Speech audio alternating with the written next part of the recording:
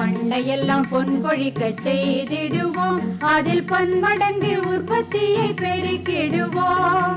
பண்டையெல்லாம் பொன் கொழிக்க செய்திடுவோம், அதில் பன்மடங்கு உற்பத்தியை பெருக்கிடுவோம். உழவர் உலகம். கண்மணி பொல்லல் மணியை வளர்த்திடவே நாடும் கருத்துரைக்கும் ஒளிபரப்பை கேட்டிடுவோம். கண்மணி பொல்லல் மணியை வளர்த்திடவே நாடும் கருத்துரைக்கும் ஒளிபரப்பை கேட்டிடுவோம். பயறு வகை பயிர்கள் சாகுபடி தொடர் நிகழ்ச்சி.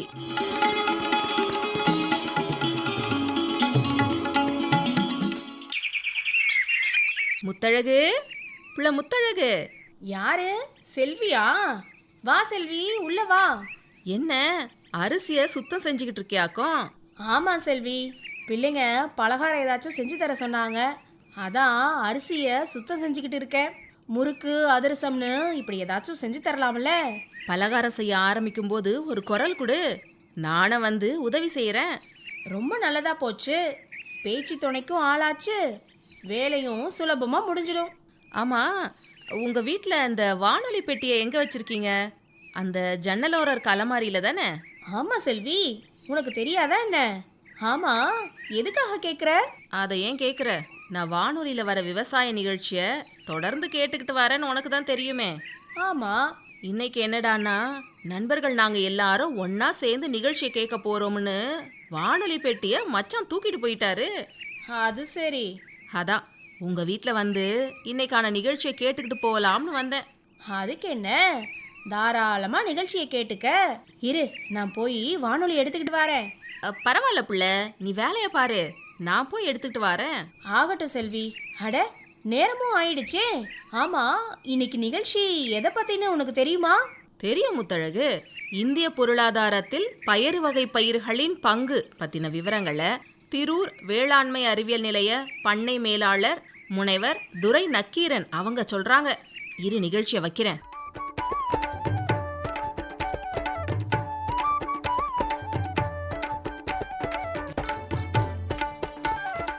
பயிர் வகை என்னென்ன பயிர் பண்ணுறோன்னா, உளுந்து, மொச்சை, கொண்டக்கடலை, தட்டைப்பயிறு, துவரை, இது மாதிரி நிறைய பயிர்கள் பயிர் பண்ணிட்டு வரோம். எந்தெந்த மாநிலங்களில் அதிகம் பண்ணுறோம்னா, மத்திய பிரதேசம், உத்தரப்பிரதேசம், ராஜஸ்தான், ஆந்திரா, கர்நாடகா, தமிழ்நாடு, இது எல்லாத்துலேயுமே பயிர் பண்ணிட்டு வரோம்.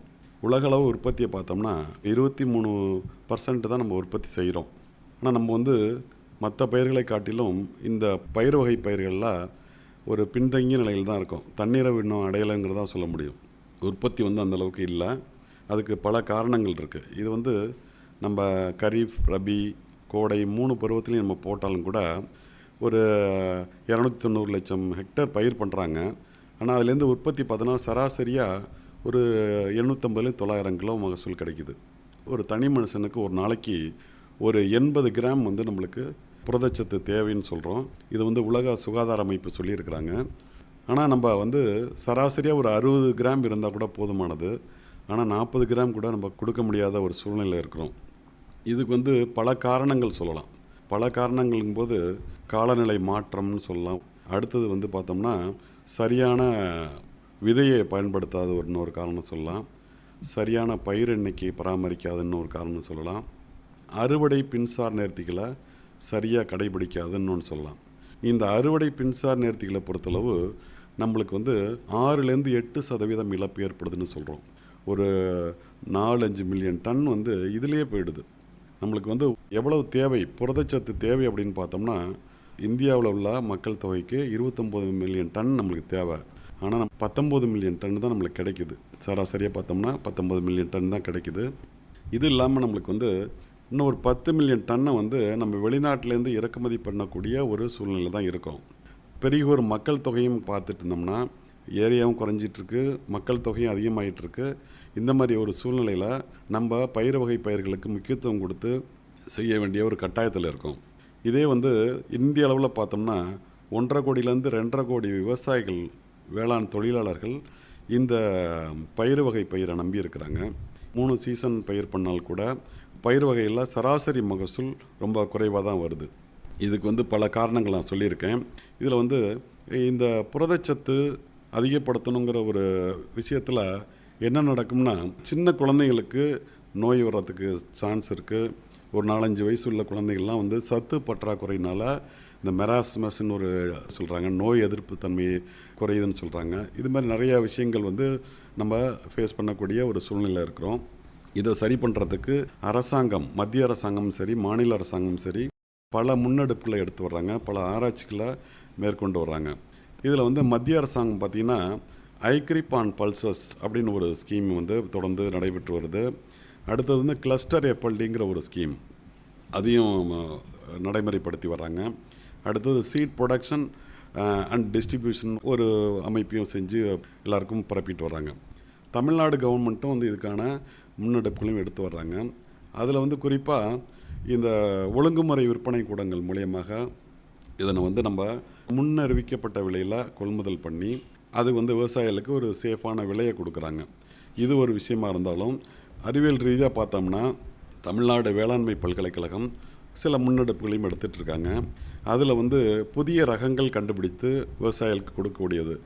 அதனால் ஒரு சாதாரண ரகத்தை விட இன்னும் கொஞ்சம் அதிகப்படியான மகசூல் கூடிய ரகங்களை கண்டுபிடிச்சு விவசாயிகளுக்கு அவ்வப்போது வழங்கி வர்றாங்க. அதை பொறுத்தளவு புதுக்கோட்டை மாவட்டம் வம்பனில் உள்ள தேசிய பயிர் வகை ஆராய்ச்சி நிலையத்திலேருந்து நிறைய ரகங்கள் கொடுத்துருக்குறாங்க. அதுமாரி திண்டிவனத்தில் இது மாதிரி எண்ணெய் வித்து பயிர்லேயே நம்ம பயிர் வகை பயிர்களுக்கும் ரகங்கள் கொடுத்துருக்குறாங்க. பையூர்லேயும் இது மாதிரி ரகங்களையும் கொடுத்துருக்குறாங்க. இது இல்லாமல் சாதாரணமாக ஒரு 400 கிலோ கிடைக்கக்கூடிய விவசாயிகளுக்கு அதிகப்படியாக மகசூல் எடுக்கிறதுக்கு பயிர் பூஸ்டர்களையும் அறிமுகப்படுத்தியிருக்கிறாங்க.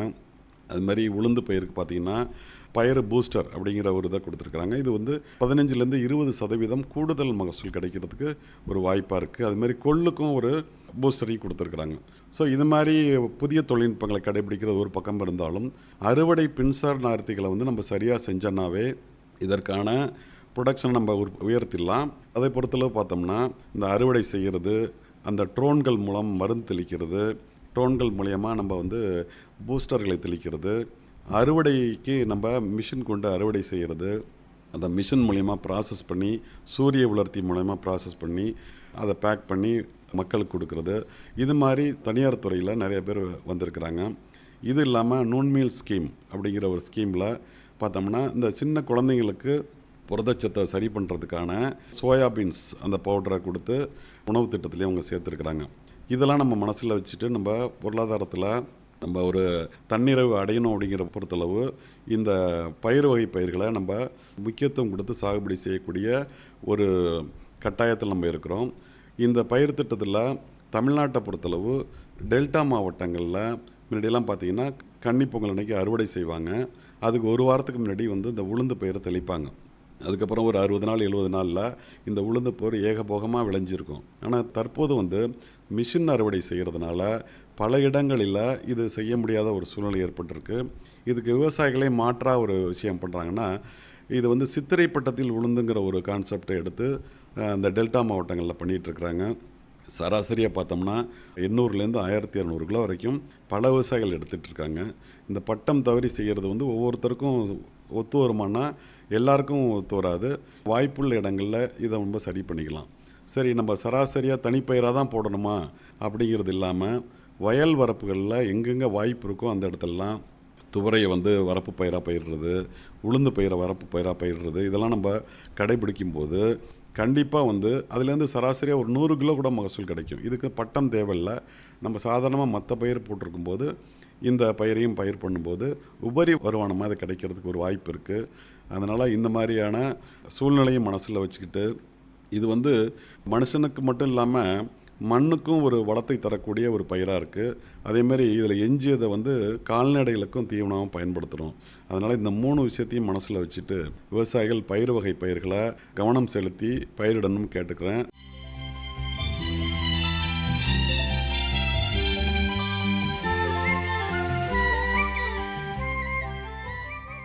முத்தழகு, இந்திய பொருளாதாரத்தில் பயறு வகை பயிர்களின் பங்கு பற்றின விவரங்களை திரூர் வேளாண்மை அறிவியல் நிலைய பண்ணை மேலாளர் முனைவர் துரை நக்கீரன் அவங்க எல்லாரும் புரிஞ்சுக்கிறாப்ல அருமையா சொன்னாங்கல்ல.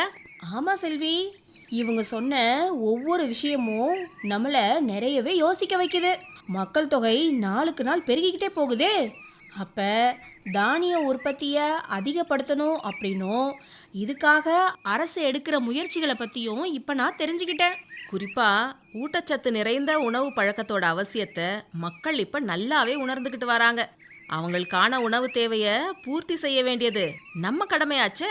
பயிறு வகைகளை தனி பயிராக மட்டும் போடாமல் வரப்பு பயிராகவும் ஊடு பயிராகவும் போடுறதால பயிர் உற்பத்தியும் பெருக்க முடியும், லாபத்தையும் நம்ம அதிகமாக எடுக்க முடியும்னு இப்போ இந்த விவரத்தை கேட்டதால புரிஞ்சு போச்சு. அப்பா, நிகழ்ச்சியை தவறாம கேட்டுவிட்டேன். ரொம்ப சந்தோஷம். முத்தழகு, அப்ப நான் கிளம்புறேன். ஏன் செல்வி, பலகாரம் செய்ய உதவி செய்யறேன்னு சொன்னியே? அது சரி, நீ இப்பதான் அரிசியை சுத்தம் செஞ்சுக்கிட்டே இருக்க.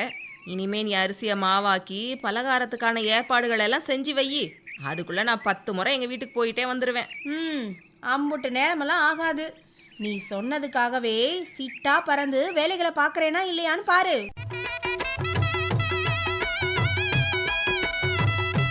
இனி தொடர்வது வேளாண் செய்திகள். புலம்பெயர்ந்த பூச்சிகளும் அவற்றின் மேலாண்மை முறைகளும்.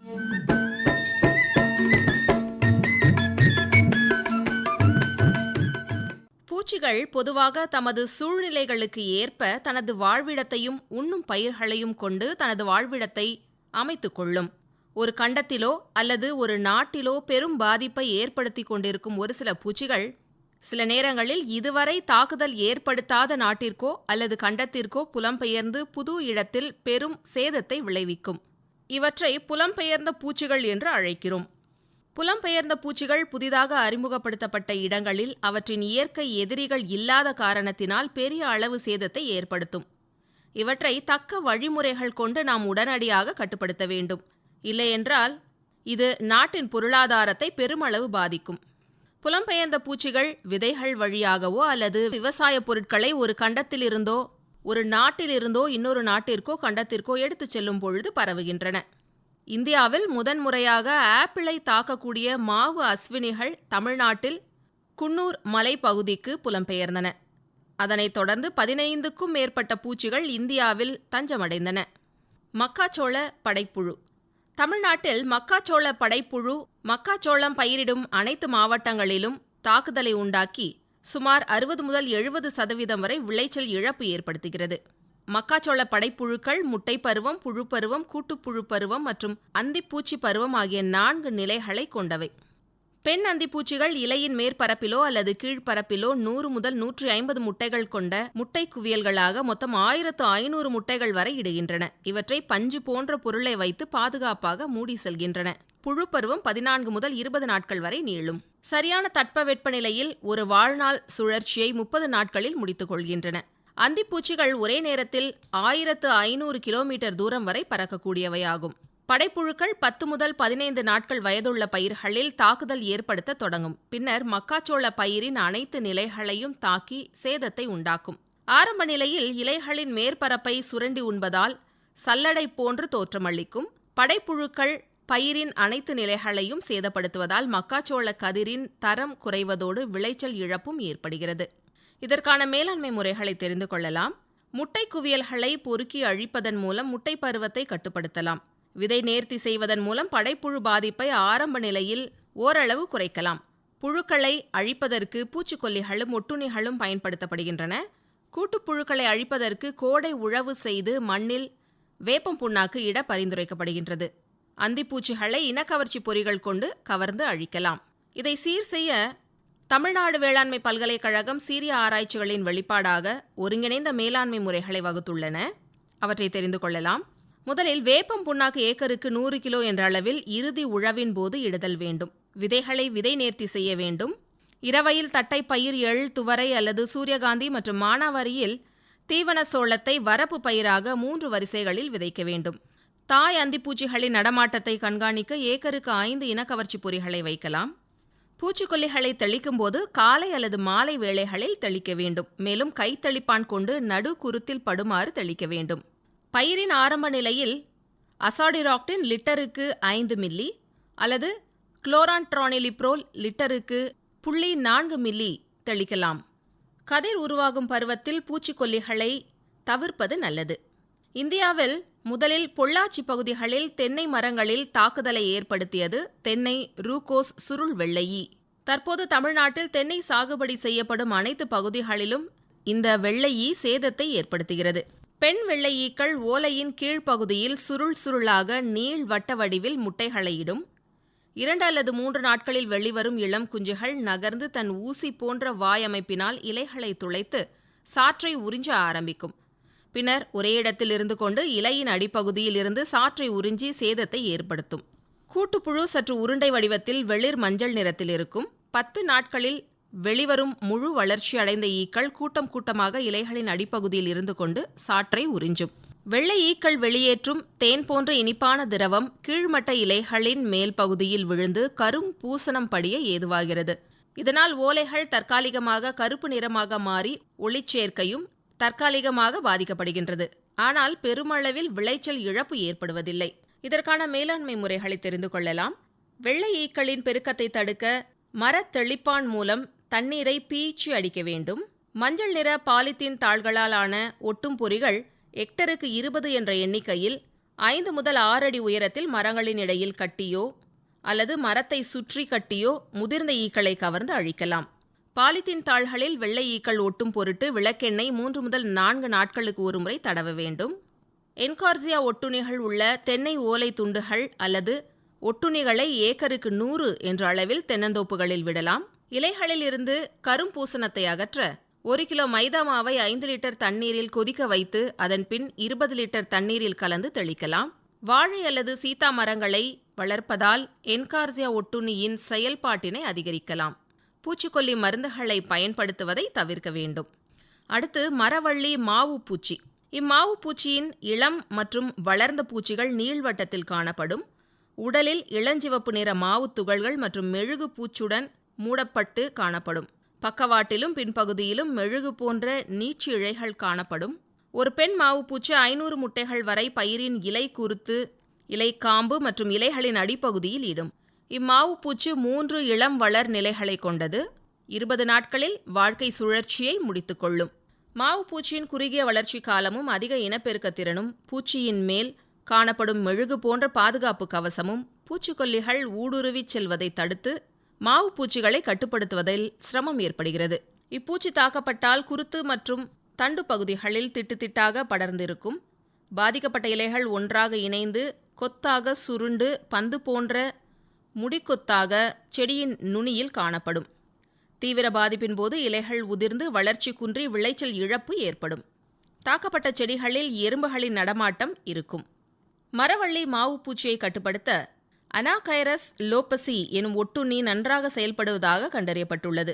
அனாகைரஸ் லோபசி ஒட்டுண்ணியை மரவள்ளி பயிரில் ஓர் ஏக்கருக்கு 100 முதல் 200 என்ற எண்ணிக்கையில் விட வேண்டும். ஒட்டுண்ணி விட்ட 18 முதல் 20 நாட்களில் தாக்கப்பட்ட மாவு பூச்சிகளின் உடலிலிருந்து அடுத்த தலைமுறை ஒட்டுண்ணிகள் உருவாகி இனப்பெருக்கம் செய்து மீண்டும் பரவத் தொடங்கி மாவு பூச்சியை அழிக்கின்றன.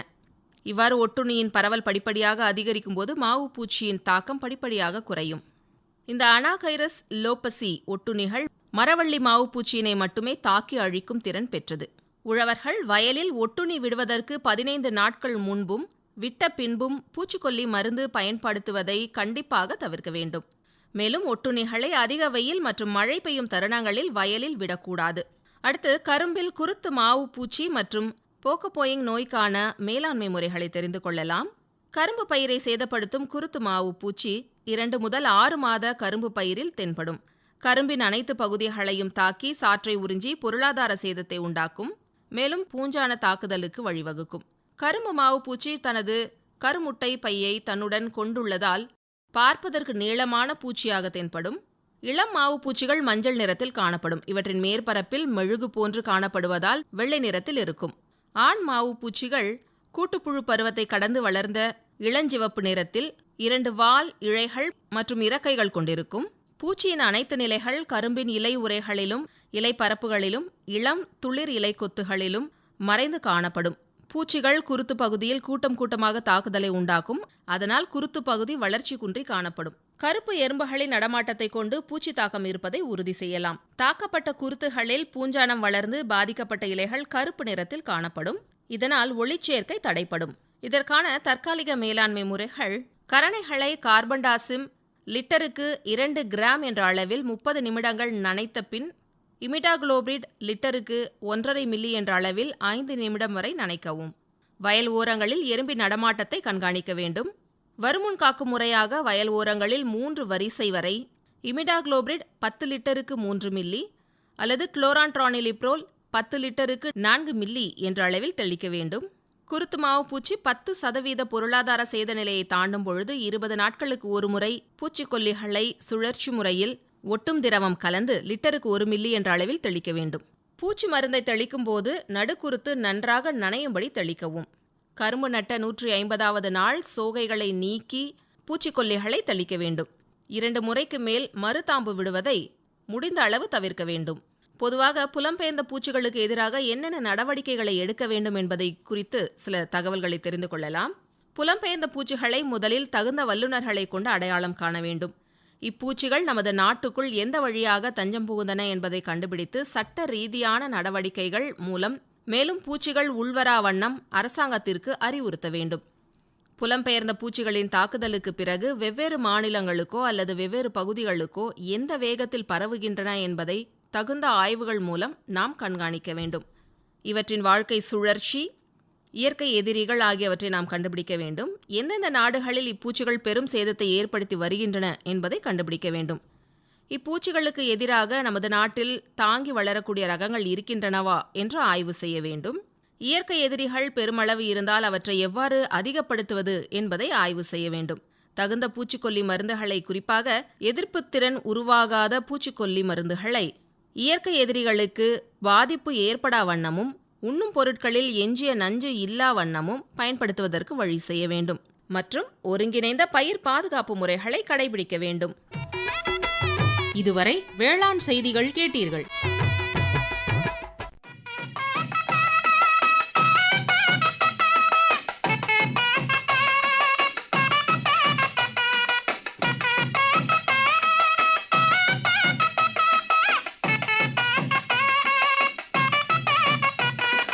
பயிரின் அடியில் தண்டு பாகத்தில் உயிர் வளர்க்கும் குஞ்சும் புகையானும் சாற்றை நல்லா உறிஞ்சும் பயிர் மஞ்சள் நிறமாய் மாறும், பின்னர் விரைவிலேயே கருகும்.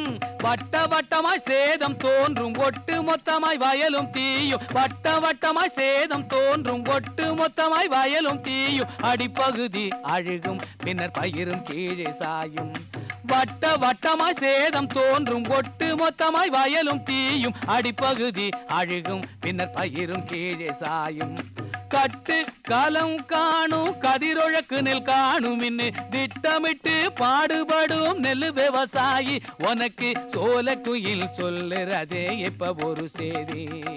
கட்டு களம் காணும் கதிரொழக்கு நெல் காணும் இன்னு திட்டமிட்டு பாடுபடும் நெல் விவசாயி. உனக்கு சோலக்குயில் சொல்லுறது இப்ப ஒரு செய்தி.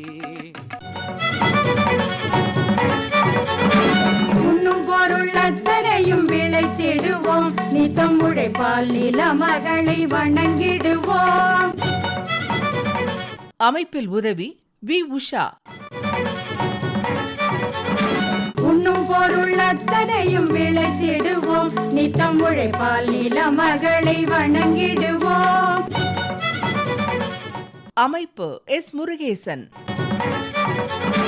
பொட்டலையும் பூம்பொழிலாய் திருத்திடுவோம், அதற்கு புத்தம் புது முறைகளையும் புகுத்திடுவோம்.